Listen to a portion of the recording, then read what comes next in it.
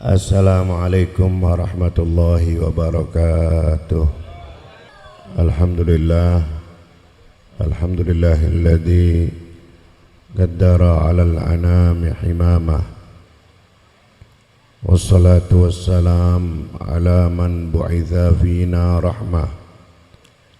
Sayyidina wa habibina wa maulana Muhammad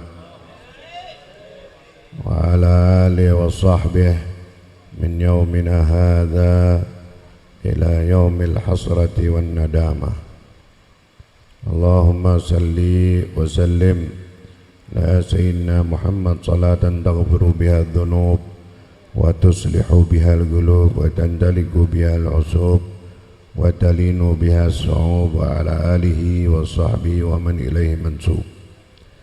Amma ba'd, yaqulu Allah ta'ala fi muhkami tanzilih wa huwa asdaqul qailin. Bismillahirrahmanirrahim. Afa hasibtum annama khalaqnakum abatha wa annakum ilayna la turja'un. Wa qala nabiyyukum Muhammad sallallahu alaihi wasallam, ya Ali tasaddaq ala mautak fa inna Allah ta'ala qad wakkala malaikatan يحملون صدقة الأحياء إليهم فيفرحون بها أشد ما كانوا يفرحون في الدنيا ويقولون اللهم اغفر لمن نور قبرنا وبشره بالجنة كما بشرنا بها. صدق الله وصدق الحبيب صلى الله عليه وسلم. Yang kita cintai, kita hormati para habaib, para kiai, para asatid, para tokoh masyarakat, hadir di tengah-tengah kita Al-Habib Abdullah bin Ali Al-Attas, Al-Habib Ahmad Faris Al-Habsyi, dan para habaib lainnya. Itu juga Ustaz Haji Munir, Ustaz Yayan Sofyan, dan semua para asatid yang mohon maaf Al-Fagir tidak bisa sebut. Ada Ustaz Zayadi dan lainnya, kita doain panjang umur, sehat afiah. Gitu juga Sahibul Bait Al-Ustadzul Fadil Kiai Haji Abdul Aziz bin Haji Zahruddin, yang semoga Allah Ta'ala panjangkan umurnya, sehatkan badannya, diberkahi dakwahnya, manfaat ilmunya, dan kita semua mendapatkan keberkahan dari acara ini. Saudara-saudara sekalian, acara haul seperti ini banyak sekali pelajaran yang kita bisa ambil. Yang terpenting, yang pertama, kalau kita melihat guru kita Kiai Haji Abdul Aziz, yang beliau tadi mengatakan sebagai anak beliau nggak lupa sama jasa orang tua. Kalau sekarang ini beliau mengadakan haul, itu karena sebab orang tuanya selain mendidik beliau, tapi orang tua beliau dahulu pun berbakti kepada kakeknya. Kenapa demikian? Nabi katakan albirrus salaf, kebaikan itu seperti orang ngutangin. Kebaikan seperti orang ngutangin. In ahsantum ahsantum li anfusikum wa in asatum falaha. Itu Allah Ta'ala tegasin. Jika kamu berbuat baik, apalagi kepada orang tua, kebaikan itu akan kembali lagi kepada kita. Sebaliknya, berbuat jahat jangan kepada orang lain, kepada orang tua kontan bayarannya.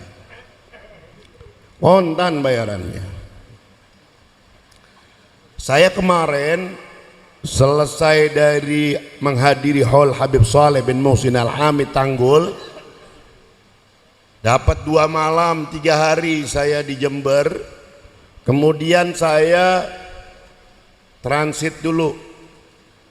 Ini bahasa keren, transit. Orang Betawi paham nggak transit?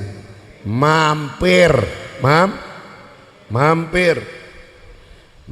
ke Semarang. Saya ada punya kawan, ada punya jamaah, seorang pecinta ulama, pecinta Ahlul Bait Rasulullah. Saya terharu. Kenapa? Saya memang kenal beliau udah lama, tapi baru mengetahui biografi beliau, kehidupan beliau baru. Dia cerita, Habib, dulu saya nikah bukan dari nol, tapi saya minus, Habib. Saya begitu nikah dalam keadaan kondisi punya hutang 350 juta.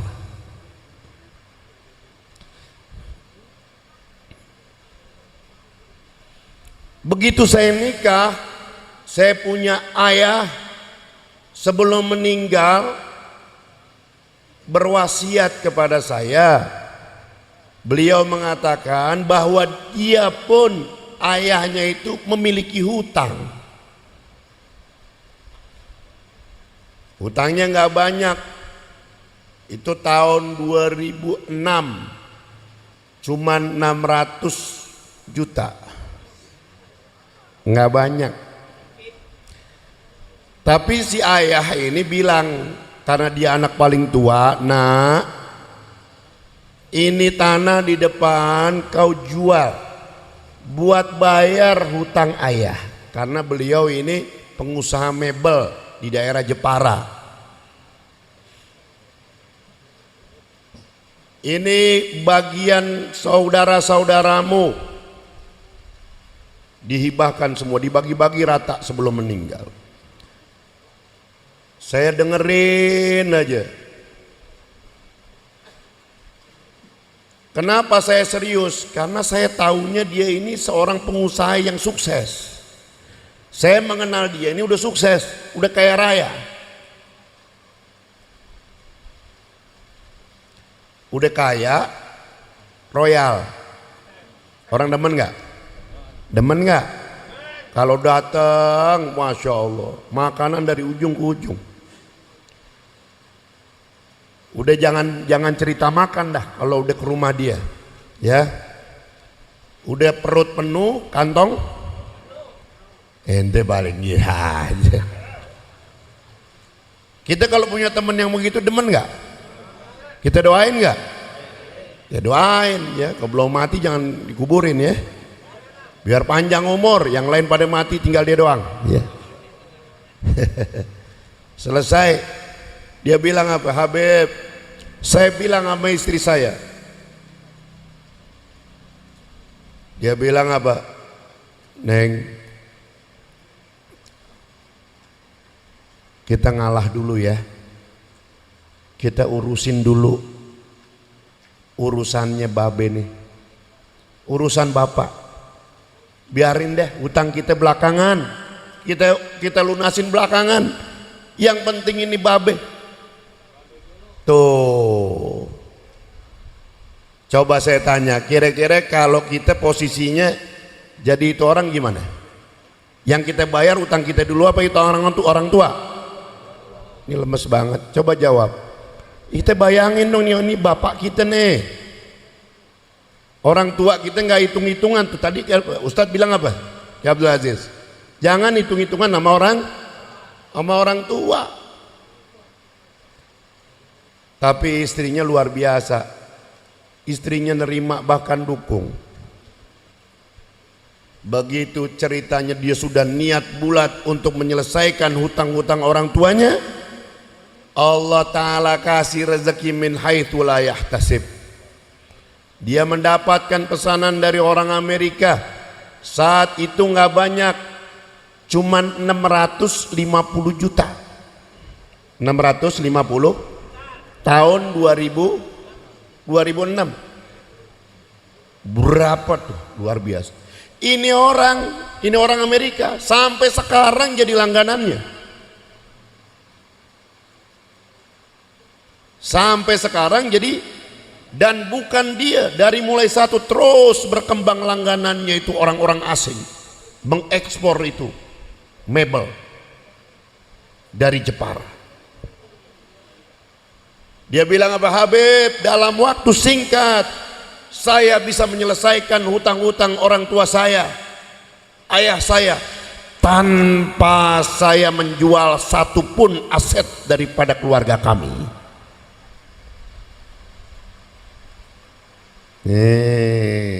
Dibayar kontan langsung, dan hutang saya beres. Dan alhamdulillah sampai sekarang Allah Ta'ala begitu rahim kepada saya.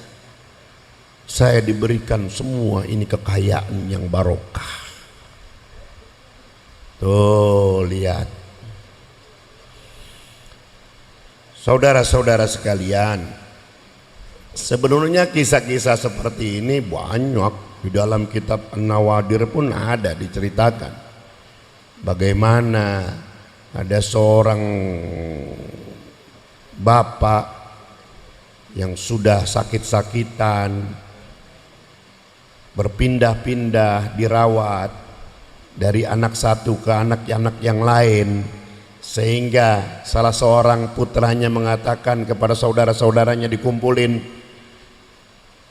"Bang, saudara-saudaraku semua, bagaimana ini? Ini bapak romannya betah di rumah saya nih. Saya mau oper ke rumah abang nggak mau. Saya mau oper ke rumah saudara yang lain nggak mau. Betahnya di rumah saya. Bagaimana kiranya kalau memang ini bapak, saya serahkan kepada saudara, abang-abang semua nih yang rawat. Tapi harta warisan ayah kalian nggak dapat. Biar saya nggak kebagian ngerawat nggak apa-apa." Karena dilihat ini abang-abangnya ya nggak ada yang ikhlas. Saudaranya kelihatan nggak ada yang. Semua saudaranya bilang apa? Oh nggak bisa, warisan mesti dibagi-bagi. Baik kalau begitu serahkan ayah, bapak, biar saya yang rawat. Saya yang rawat. Mulai detik ini, dan saya ikhlas, saya ridha. Saya tidak mendapatkan warisan. Yang penting kalian jangan kutak-atik udah. Biar bapak saya yang rawat sampai mati. Sampai numpang tanya, kira-kira ente kalau kira-kira siap nggak jadi itu orang? Ini pada paham nggak sih? Ente masih hidup nggak sih? Hei, kira-kira siap gak kita ngomong begitu sama bapak kita atau sama saudara-saudara kita kalau kita dalam posisi seperti itu? Siap nggak? Biarin gak dapat warisan, yang penting ibu atau bapak saya yang rawat. Siap nggak? Bohong loh.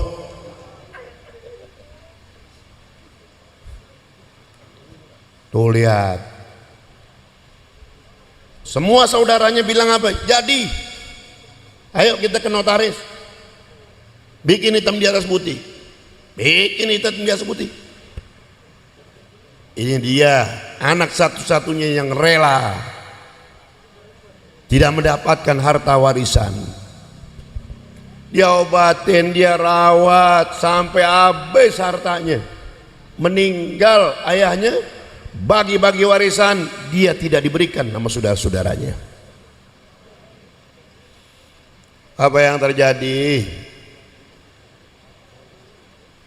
Satu hari, satu malam dia bermimpi.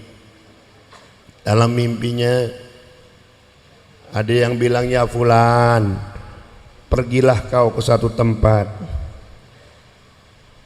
Di tempat anu ada uang 100 dinar. Tapi itu 100 dinar enggak ada barokahnya.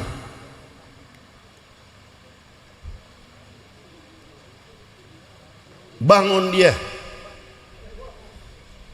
Dia nggak jadi ngambil.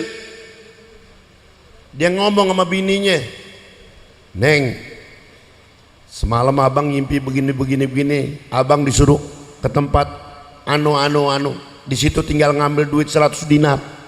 Tapi abang nggak berani. Karena itu orang bilang apa? Itu 100 dinar, nggak ada berkahnya.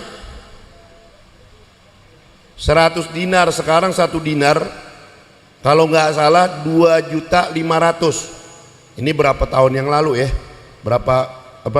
Bulan atau 1 tahun yang lalu. Ya sekarang dolar udah naik, nggak tahu udah berapa sekarang. Taruh deh 1 dinar 2,5 juta kali 100 berapa ya? Wah ini kelihatannya nggak ada yang punya potongan duit sebanyak ini nih. Hei, berapa? 2 juta kali 100 250.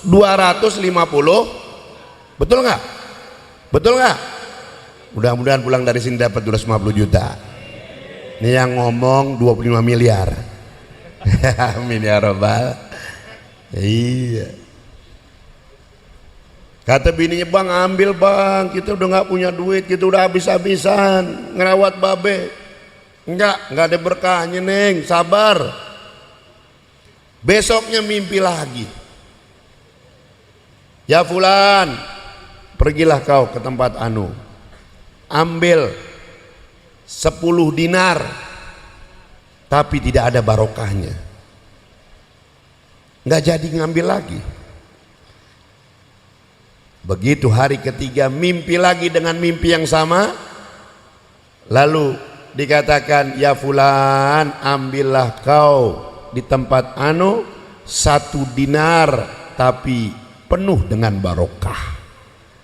Berangkat dia, ambil betul ada 1 dinar. Lalu dia pergi, dia lihat apa? Dia pulang ketemu orang jual ikan, 2 ekor dibeli, bawa pulang ke rumah. Begitu disiangin, dibelek, itu 2 ikan, di dalamnya ada durratun yatimah, ada mutiara yang bagus yang gak ternilai harganya. Bawa sama dia, dibawa kemana? Ke istana. Tawarin raja. Kata raja apa? Saya beli nih dengan harga 1.000 dinar. 1.000 kali 2,5 juta, 2 miliar. 2 miliar, betul nggak? 2,5 miliar. Emang kalau miliaran pada cerdas ya. 2,5 miliar. Lah ini benar nih, lihat itu kitab An-Nawadir ya. Masya Allah, ini orang pulang bawa 2,5 miliar, hasil jual apa tadi? Mutiara yang dahsyat. Belum pulang, raja panggil lagi, ya fulan tal, ini mutiara ini durratun yatimah enggak sendiri, dia ada ukhtuha, ada saudaranya, ada pasangannya. Mana pasangannya? Ada nih, udah bawa kemari. Jadi berapa? 5 miliar dibeli lagi. Bawa pulang duit 2.000 dinar alias 5 miliar. Jalan itu makhluk nggak napak. Gagah. Orang kalau punya duit kelihatan mukanya. Aneh tahu nih yang hadir mana punya duit banyak, nggak kelihatan. Fi wajhihi syahidun anil khabari. Wallahi anda bisa lihat, ya kan, lihat yang ngomong, betul nggak? Dolarannya banyak sajayan, betul nggak? Ya cuman bini doang 1 ya. Mudah-mudahan kalau didoain nambah lagi, amin. Iya, saya depan anak sih ngomong 1 ya, ada anak saya sebelah nih. Shallu ala nabi. Tuh lihat barokah, ngerawat orang tua dibayar kontan saudara.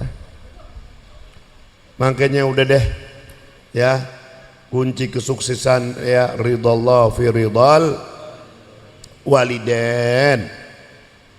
Jangan kita ngandelin ilmu kita. Kalau di depan ya Allah kita alim, kita hebat, kita pejabat, kita orang tajir melintir, ya jangan kita busung dada, jangan depan orang tua kita ini kayak orang bahlul aja kita. Ya udah tetap deh, ya sealim-alimnya kita tetap anak, dianggap anak kecil, ya. Jadi depan orang tua ya jangan sok pinter, jangan sok pinter. Tuh lihat Sayyid Qutb. Sayyid Qutb ulama besar di Mesir dan menjadi kalau tidak salah beliau itu ya sebagai perdana menteri atau apa di zamannya. Beliau saat mimpin rapat di kabinet, datang bapaknya nih, bapaknya petani wong deso, bapaknya petani wong deso. Semua security, satpam, keamanan gak ada yang berani. Bapaknya mau ketemu, semua diantar ke ruangan Sayyid Qutb. Begitu lagi mimpin rapat, bapaknya datang, itu rapat. Itu Sayyid Qutb bangun dari duduknya, semua pejabat-pejabat bangun otomatis. Sayyid Qutb memberikan penghormatan, disambut, dicium kedua tangannya, dicium keningnya, dituntun, didudukin di tempat duduknya. Selesai, lalu beliau berbicara, bapak-bapak, para pejabat sekalian, ini beliau adalah saya punya abah, saya punya bapak, beliau jauh lebih hebat dari saya, beliau jauh lebih alim dari saya bisa begini karena beliau. Shallu ala nabi. Sekarang anak sekarang bapaknya dibego-begoin, ibunya dibego-begoin. Emang dasar orang tua bahlul, emang dasar bapak goblok. Lihat tuh, bagaimana mau berkah hidupnya. Dulu saya punya mualid, Walid punya murid sudah almarhum, namanya Haji Mukri. Haji Mukri ini bos punya pabrik tahu di Cipinang, belakang penjara. Beliau dulunya apa? Beliau orang Sukatani, Cikarang. Kenapa saya tahu? Saya pernah sering nganterin Walid ya acara ke sana. Beliau itu dulu punya ibu yang sudah sakit-sakitan, di balai aja makan disuapin, buang air dicebokin, dirawat sampai meninggal dunia. Begitu baktinya ini Haji Mukri. Lalu beliau berangkat ke Jakarta cari kerjaan. Jadi apa? Jadi kuli tahu, kuli jual tahu keliling. Dulu tukang tahu nggak kayak motor, karang. Dulu zaman kita nih tahun 80-an ya, itu dipikul, tahu dipikul keliling tahu, betul nggak? Mulai dia jadi apa? Jadi kuli, jualin tahu. Dikit punya untung, mulai dia bikin tahu sendiri, punya modal. Lama Tuhan kasih apa? Hartanya makin barokah, dan dia punya pabrik tahu sendiri. Saking barokahnya, bininya berapa? Bininya 4. Mungkin mana Habib tukang tahu tuh, betul nggak? Iya, saudara perlu tahu ini Haji Mukri. Haji Mukri nggak makan sekolahan, Lah baca lah nulis nggak bisa, tanda tangan cap jempol ente. Tapi harimnya, mobilnya banyak, anak buahnya banyak. Kalau beliau bikin acara, semua Habib-Habib gede, ulama-ulama gede se-Jakarta datang. Habib tahu ya, saya sering hadir, saya sering nganterin abah saya. Habib Muhammad bin Ali Kuitang datang. Memang sembarangan bisa ngundang begitu. Saya punya abah datang, Habib Husain bin Ali Al-Atos datang, Kiai Haji Abdurrahman Nawi datang, Habib Novel bin Jindan datang. Kita punya duit, bisa nggak kita ngundang kayak begitu? Belum tentu bos. Betul? Ada barokah bakti sama orang tua. Dia bakti, dia buat semua manusia mencintai Haji Mukri. Tuh. Jadi kunci kesuksesan itu nggak mesti dia nggak bisa baca wala bisa tulis, saudara. Tanda tangan cap jempol. Ya.